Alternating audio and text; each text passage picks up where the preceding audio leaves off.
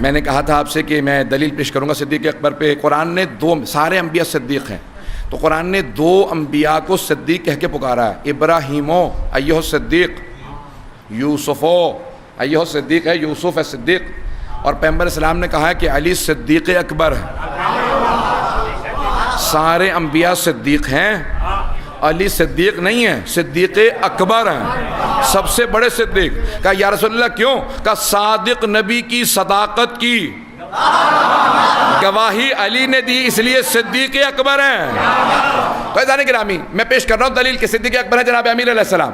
سارے مجمع کی توجہ ہو، میں دوبارہ خون جگر دے رہا ہوں. بھائیوں نے جناب یوسف کو اٹھایا، کنویں میں پھینک دیا، اور وہ کنواں، اس کا دہانہ چھوٹا تھا لیکن کنواں بہت بڑا تھا، گہرا بہت تھا لیکن پانی اس میں بہت کم تھا.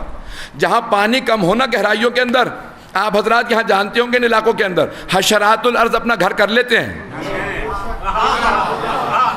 پہنچ رہے ہیں بہت سے کیڑے مکوڑے، ریپٹائلز، سانپ بچھو کیڑے مکوڑے اپنا گھر کر لیتے ہیں. جب زمین میں نمی ہو، پانی نہ ہو، نمی ہو، تو یہ گرمی سے بچنے کے لیے وہاں چلے جاتے ہیں. سردی زیادہ ہو تو وہاں چلے جاتے ہیں، سردی سے وہاں پہ بچتے ہیں، گرمی سے وہاں پہ بچتے ہیں. اب سارے حشرات الارض نے دیکھا شکار ملا، کہا آگے بڑھو کاٹتے ہیں. ان میں ایک سانپ بھی تھا، اس نے کہا مت کاٹنا یوسف کو.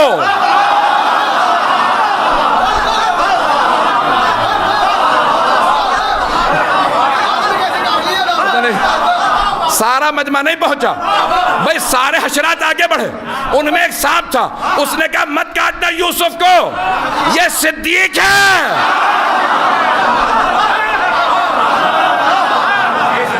تو اب پتہ چلا جو صدیق ہو اسے سانپ نہیں کاٹتے.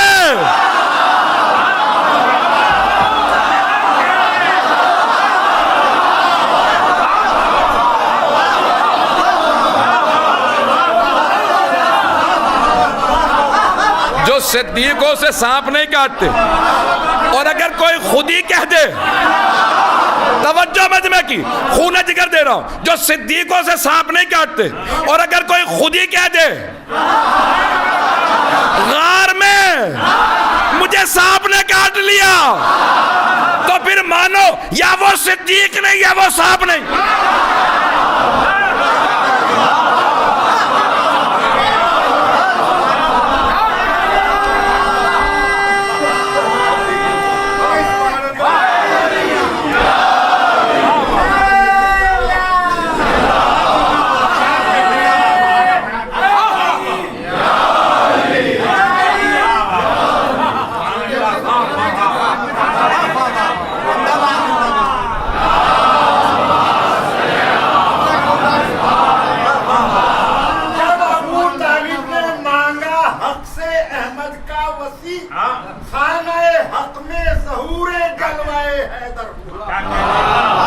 سبحان اللہ.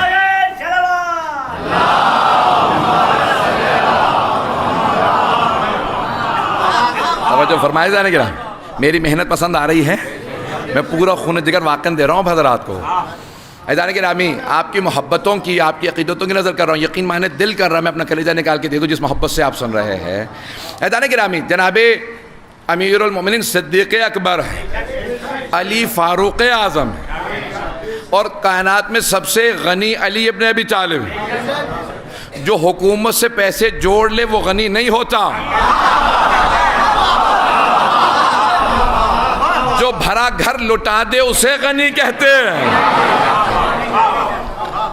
جناب امیر سے سوال کیا کہ یا علی، عربوں میں مثال دی جاتی ہے آج تک، کہنا ہونا یہ بہت سخی ہے، تو کہتے ہیں حاتم ہے، حاتم الطائی. آج تک عربوں میں، پوری دنیا میں، بلکہ مسلمانوں میں مثال دی جاتی ہے حاتم الطائی کی. بہت سخی تھا، اس نے ایک بہت بڑا محل بنوایا تھا. محل کے 40 دروازے تھے، ہر دروازے سے چھپ کے، لباس بدل کے، آواز بدل کے کہتا تھا مانگنے والے کو. دیکھنے ثقافت اس کی، کہ مانگنے والے کو دیا، کہ اگلے دروازے سے مانگ وہ بھی عطا کرے گا. پھر وہاں سے جاتا چھپ کے، دوبارہ کہتا اگلے دروازے سے مانگ وہ بھی دے گا. 40 دروازوں سے عطا کرتا تھا، 40 دروازوں سے. سنیں گے میں پیش کروں. جب حاتم الطائی انتقال کر گیا تو اس کے بھائی نے کہا میں حاتم کی جگہ بیٹھوں گا اور میں بخشا کروں گا. ماں نے کہا تو کبھی حاتم نہیں بن سکتا. کہا ماں یہ کیسی بات کر دی، حاتم آپ کا بیٹا تھا تو میں بھی بیٹا ہوں. کہا اسی لیے تو کہہ رہی ہوں. میں ماں ہوں. کہا کیسے, آپ کیا جانتی ہیں؟ کہا بیٹا بچپنے سے میں نے دیکھا, جب حاتم کچھ کھا رہا ہوتا تھا یا پی رہا ہوتا تھا, دوسرے بچے کو دیکھتا تھا فوراً اسے دے دیتا تھا بچپنے سے. کہا تو چھین کے لے آتا.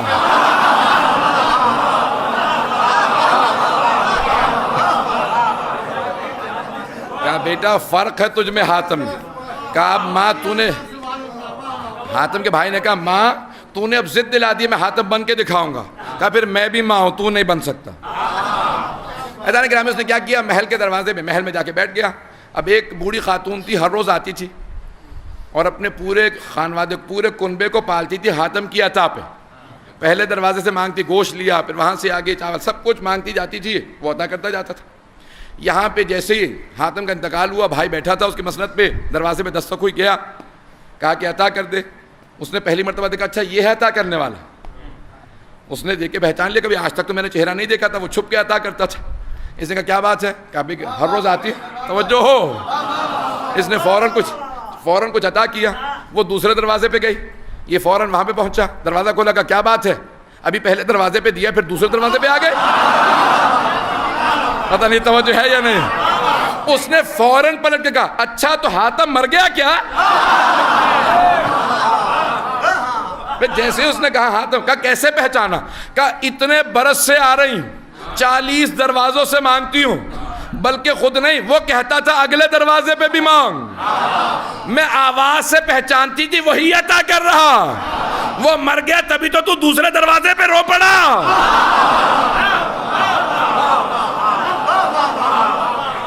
تو عزیزان گرامی, ایک مرتبہ جناب امیر سے سوال کیا کہ یا علی بتائیے کون زیادہ سخی ہے, آپ یا حاتم؟ مولا نے کہا کہ کیوں تو نے حاتم کا مجھ سے تقابل کیا؟ کہا مولا اس نے محل بنایا تھا, 40 دروازے, ہر دروازے سے عطا کرتا تھا, اب بتائیے آپ زیادہ سخی وہ حاتم؟ مولا نے کہا میں پہلے دروازے سے اتنا دے دیتا ہوں, دوسرے دروازے کی نوبت نہیں آتی ہے.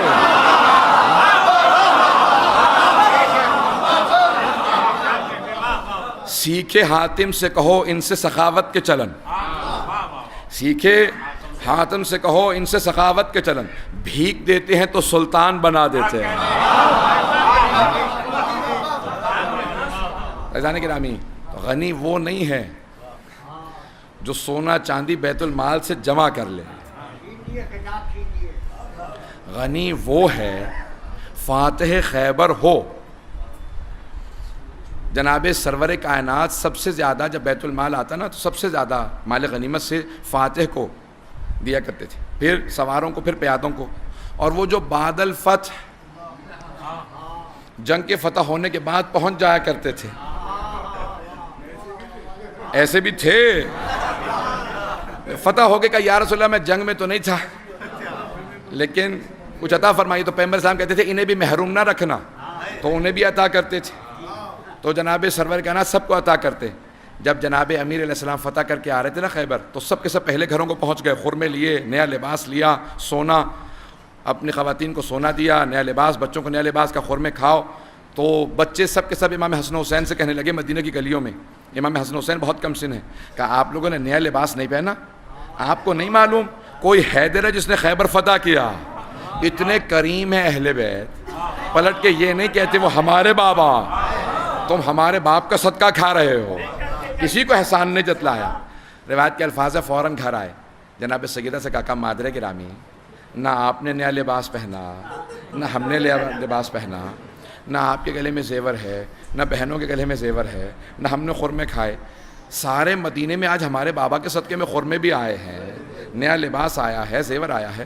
بی بی نے کہا میرے شہزادوں کچھ دیر انتظار کرو, ابھی آپ کے بابا آتے ہوں گے. جیسے دروازہ کھلا, اب امامین حسنین کریمین دونوں موجود ہیں. جناب سیدہ سب نے سر اٹھا کے کہا جناب سیدہ نے اے ابو الحسن ہمارے لیے کیا لے کے آئے؟ تو جیسے وارد ہوئے سر جھکا لیا. کہا سیدہ لایا بہت کچھ تھا. جیسے ہی مدینے پہنچا, فقراء مدینہ ہاتھ پھیلائے کھڑے تھے, جو کچھ لایا تھا میں تقسیم کرایا ہوں. ایسے غنی بنتے ہیں, یہ سخاوت ہے. کہ جو کچھ لایا تھا فقراء مدینہ میں تقسیم کرایا ہوں. تو تو جیسے جناب امیر ہے میری لاکھوں روحیں قربان ہو جناب سیدہ پہ بھی، امام حسن حسین پہ بھی، جناب سیدہ نے سر اٹھا کے کہا اے ابو الحسن مجھے ناز ہے آپ میرے شوہر ہیں، مجھے اتنی خوشی اس موقع پہ نہ ہوتی اگر آپ وہ ساری دولت گھر لے آتے، جتنی خوشی اب ہو رہی ہے کہ آپ سب کچھ راہ خدا میں تقسیم کر آئے ہیں۔ تو اب دونوں شہزادوں نے کہا کہ بابا ہمیں ناز ہے آپ ہمارے بابا ہیں، ہم دولت کے آنے پہ خوش نہیں ہوتے، ہم دولت تقسیم کرنے پہ خوش ہوتے ہیں۔